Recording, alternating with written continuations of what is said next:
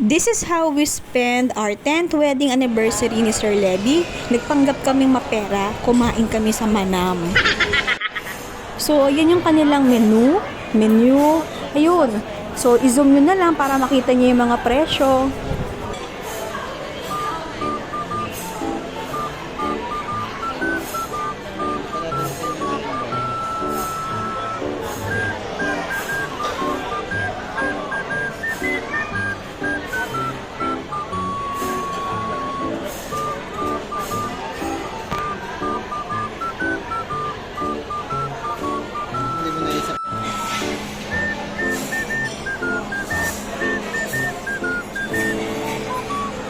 Mami, say hi.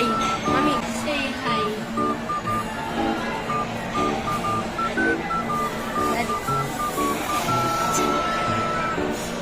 So, dumating na po yung aming orders. Since dinner time, ito po ang aming orders.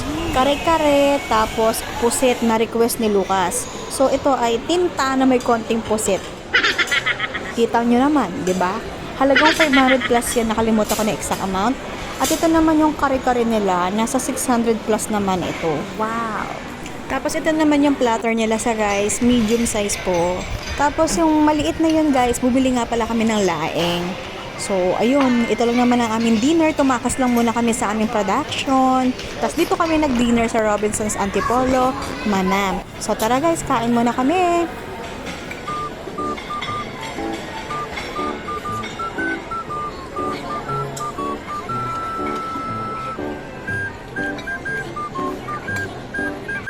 Tapos bumili nga rin pala kami ng isang inumin. Nasa halagang 170 pesos yata ito. Buko something to. Nakalimutan ko na yung pangalan. Isa na lang yung binili ko.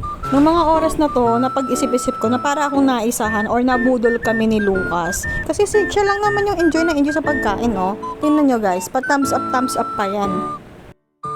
Thank you, Manam. Comfort food sa experience. So, baka matagalan pa ulit kami makabalik. Bye-bye! Thank you for watching! Mami Zaknale, your mommy vlogger!